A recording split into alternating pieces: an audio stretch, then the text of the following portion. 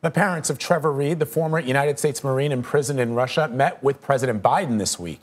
Reed was sentenced to 9 years behind bars in 2020 on charges of assaulting police officers during a night out in Moscow. That sentence is considered among the harshest handed down for the charge in Russia. Wednesday, his parents staged a protest outside of the White House before they went inside to talk with President Biden. Joey and Paula Reed are here with us now to discuss what was said during that meeting and the progress of their son's case. Thank you both for being with us. First of all, our hearts go out to you and to the rest of your family members for what you're going through. Thanks for spending some time with us here. Absolutely. Thank you. Can you tell us about the conversation that you had with President Biden, what he told you? You don't have to be specific, but what was the general direction of your meeting with the president? First, I'd like to make one clarification in your opening. Trevor Reed received the single longest sentence in Russian history for that false charge. No other person has ever been given 9 years for allegedly endangering the lives of a police officer. Wow. The single longest. No one was hurt.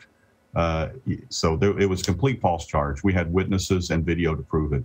But I'll let Paula tell you about the president's visit. So first of all, we were very fortunate that we got a visit because we weren't really planning to. We are doing our protest just so that they could schedule us. But we got the meeting, so obviously we're not going to turn it down. And we got there. The president was very gracious, very compassionate. He let us speak for 40 minutes and we told him a little bit about Trevor. We told him a little bit about our views on what we thought about prisoner swaps. And then we asked, we said, it's very urgent. Trevor's health is critical. It's declining every day. And we would like for you to move quicker than slowly. And so he let us talk and say whatever we wanted to say.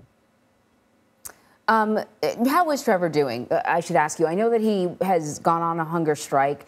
Do you have access to him? Are you able to speak with him? Do you know how he's doing? So we weren't able to speak to Trevor for 232 days. Once they moved him to the labor camp, they refused to let him call us or the embassy. He could call his girlfriend and his Moscow attorneys occasionally, but not us. And then back in early March, I believe, all of a sudden they took him out of solitary confinement where they've been keeping him for 7 months for the most part because he refuses to work for his hostage takers. And then after they let him out and left him out for a week or so, then they let him start calling the embassy who routed calls to us. So we were able to talk to him for several times over a 2-week period. And then he had an injury, said something fell on him, and he thought he had a broken rib, something sticking out of his side. So they did finally send him to a prison hospital for 10 days where they took an x-ray, which was done incorrectly. And they said, we can't tell what's wrong. And they sent him back to the prison, and then as soon as he got back, he said, look, I'm still sick and hurting. I need to go back. And they put him in solitary confinement again. Now, he has all the symptoms of active tuberculosis. And as far as we know, they've refused to treat him. The Russian media sent out a deal 2 days ago saying they tested him multiple times. Well, if they did, he doesn't know about it. He's coughing up blood. He's still running a fever occasionally. He feels horrible. And now he said he can see something protruding outside of his, like where he thinks his rib is broken. Oh my God. Mr. and Mrs. Reed, can you explain to our audience what kind of legal representation Trevor has access to?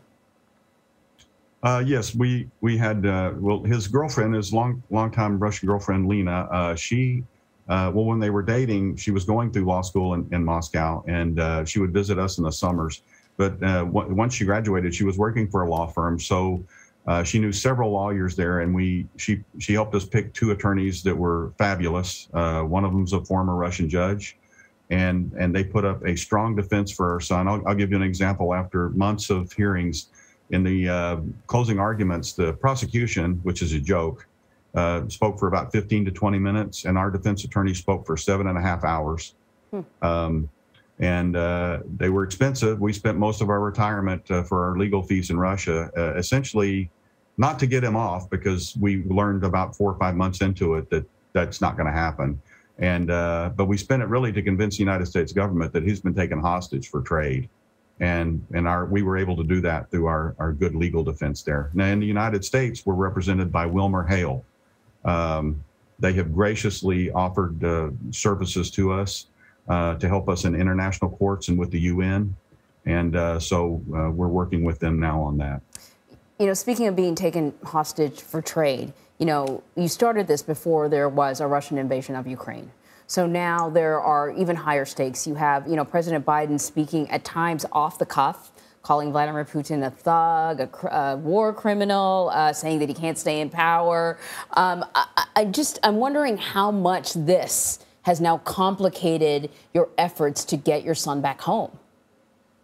Well, I think we never say anything directly about President Putin. When he called our son a drunk and a troublemaker, you know, we went on national news and said that that's speech unbecoming of a world leader, and it was completely false. And we've never said anything bad about the president himself. And we continue to do that. We're not going to comment on what the president has said, but obviously it doesn't help matters for our son's situation. So to that point, then, what impact does publicity and public pressure, you speaking out to the media and with the media, what kind of pressure has that had on your son's case, positive or negatively? Absolutely positive. It's only been positive. We think that the more we speak about Trevor's story, the more people hear it, the more people learn. They go talk to their congressman, write letters, or we've asked people to go to whitehouse.gov and send a note to President Biden saying, bring Trevor, Paul Whelan home, and now Brittany Griner. We need all of our Americans home, and we think that the publicity that we get from you guys is only helpful. You know, our government operates on votes. They, you know, regardless of what anyone at any level of government says, it's all about getting reelected. And we figure about, you know, 95% of more of what happens is based on those factors. So the more the media covers it, then the more it becomes a higher priority. And again, we always say this, you know, we're in this with Paul Whelan and now with Brittany Griner's family, even though we haven't spoken with them, and all of the other Americans around the world that are being held in the same, you know, horrid conditions our son is or worse. And our government, regardless of the administration, needs to start bringing people home, regardless of who it is they want to get back. Now, you didn't initially talk about your son's case. I'm wondering, are you getting any guidance on just how to go about fighting to get your son to come home? Well, we do have assistance from a man named John Franks, who works for Montel Williams. And he has a lot of experience with media relations and also a lot of contacts in the government. And that's helped us tremendously. And you mentioned it's you know, with our media efforts and efforts. I'm sorry. I'm sorry. I think we had a bit of a delay there. I'm sorry, Joey. Sorry. Finish your thought. Okay.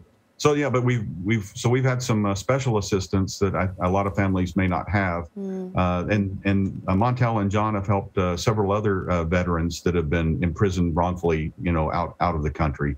And so that's been a big help for us. But really, the biggest help has been, you know, everyone like you in the media sharing the story and making it a higher priority, you know, at all levels of government.